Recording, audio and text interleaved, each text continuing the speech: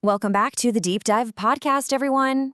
Or as I like to call it, the only podcast where we say the quiet part loud, then ask if anyone wants a second helping. I'm your host, and today we're diving into what I can only describe as the world's most expensive group therapy session, except instead of lying on a couch, world leaders are flying to Beijing and lying to themselves. Same energy, really. Thanks for being here. Grab something warm. This one's going to sting a little. We're breaking down a brilliant analysis by Michael Coveridge in Foreign Affairs on why Beijing keeps winning this global summitry game. To really grasp the totally counterintuitive reality we're living in, you've got to look at this statement from January 2026. Canadian Prime Minister Mark Carney stood right there in Beijing and said, "The progress that we have made in the partnership sets us up well for the new world order." Okay, pause. Less than a year earlier, this exact same guy called China Canada's greatest geopolitical threat. Literally. So, what changed? Why this incredibly accommodating tone from a massive US ally? Why are Western leaders suddenly flocking to China? Let's figure it out. Section 1. The Rush to Beijing. We are witnessing diplomatic movement on a sheer, staggering scale right now. Chinese state media proudly calls it a wave of visits, and honestly, they're not exaggerating. Just look at this timeline. Throughout 2025, you've got leaders from Australia, France, the EU, all making the trip. Then, hitting January 2026, the pace goes from a brisk walk to an absolute sprint. The UK, South Korea, Finland. February brings Germany and Uruguay. By April, Spain's prime minister cements the pattern with his 4th visit in 4 years. It's a frantic, almost desperate succession of world leaders practically lining up to shake hands in Beijing. Section 2. Driving allies to China.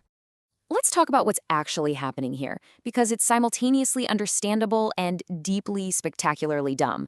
First, yes, Trump's trade policy is chaotic. Tariffs going up, tariffs coming down, exemptions granted, exemptions revoked, allies confused, enemies delighted. If your economy depends on stable access to U.S. markets, you're basically building your house on a trampoline. So I get it. When someone offers you a solid floor, even if it's in Beijing, there's a temptation to take it. They're hedging against an unpredictable transactional United States. Section 3. The propaganda pageantry. But here's what these leaders are apparently not considering. Every time a prime minister, president, or trade minister lands in Beijing and shakes Xi's hand on a deal, something very specific happens. State media goes absolutely wild. CCTV runs the footage on loop. The headline practically writes itself. World turns to China as American hegemony crumbles. And Xi Jinping, who has been patiently waiting for exactly this moment, gets to sit back and say, "See, the world is choosing us." And he's not wrong, because you literally just flew there and shows him. They are performing in his authoritarian pageantry. The short-term math makes sense, right? You secure a deal, stabilize your trade exposure, go home looking competent to your voters by getting lower tariffs on whiskey or a bit of pork market access. But the long-term math is catastrophic. You just handed Xi the single most valuable thing he can't manufacture himself: legitimacy, international legitimacy, the kind that says American power is in decline and Beijing is the new center of gravity. You didn't just hedge your trade risk. You made a propaganda video and handed over the editing rights. Section 4. The economic trap. Quick break. And speaking of things worth investing in that won't betray you the moment the political winds shift, subscribe to this show. Leave us a review. 5 stars preferably, though at this point I'll take 4, and a passive-aggressive comment. It costs you nothing, it helps us enormously, and unlike a trade deal with Beijing, there are no hidden clauses requiring you to not mention Taiwan. Hit that button, do it now. Xi Jinping would not want you to. Okay, back to the trap. Let's talk numbers. $1.2 trillion. That is China's historic trade surplus from last year alone. It's a massive, stark imbalance. Visiting leaders are flying all the way over there to secure tiny, short-term relief, while Beijing continues to rack up this historic global surplus entirely at their expense. And the real-world consequences are hitting hard. 70%. That is the devastating drop in German auto exports to China since 2022. It is hard, undeniable evidence of Western industrial decline. China is aggressively moving up the value chain with its mercantilist policies, and it's leaving traditional manufacturing powerhouses in the dust. If you look ahead to 2030, the UN projects China will account for a staggering 45% of all global manufacturing output. That's almost half the world's production in one country. Analysts are calling this the second China shock. Securing these minor short-term deals while your own industrial base totally hollows out, it's risking complete economic subordination. When you look at the export imbalance, the dynamic is deeply troubling. Western exports are overwhelmingly agricultural commodities, processed foods, and raw resources, things that are super easy to substitute. Chinese exports, on the other hand, are advanced manufactured goods and tech. This setup essentially risks turning advanced economies into mere farms, mines, and gas stations servicing Chinese factories. Section 5, Security and Human Rights. Because it's not just economics being quietly sidelined for commercial gain, critical security issues are increasingly being swept right under the rug during these visits.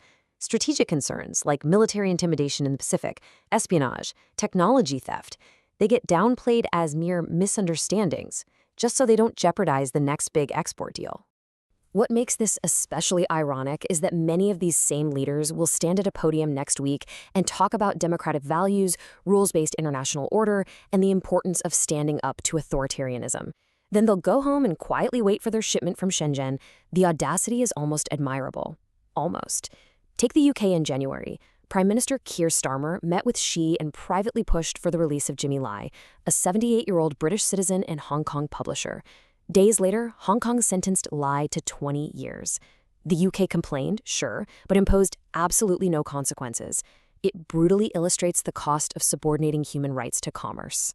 Section 6, a better path forward. So how do we actually fix this?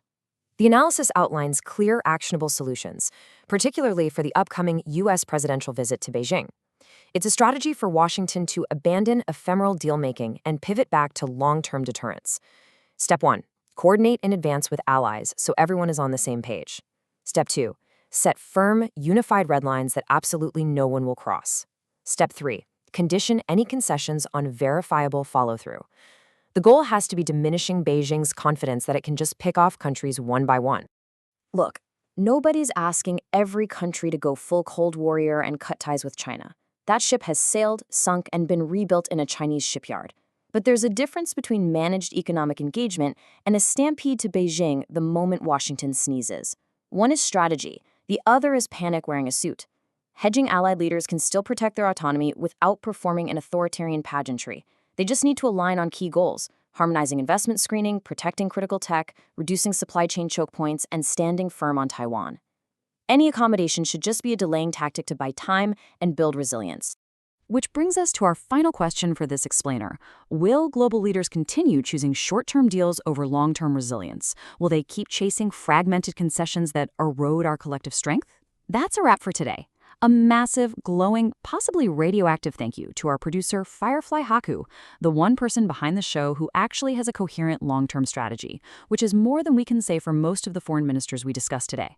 FireflyHaku, you are the stable trade partner we all deserve. And to you, thank you for listening. You could have spent this time flying to Beijing. You didn't. I respect that. Stay skeptical, stay curious, and for the love of all that is holy, stop giving Xi Jinping free marketing. See you next time.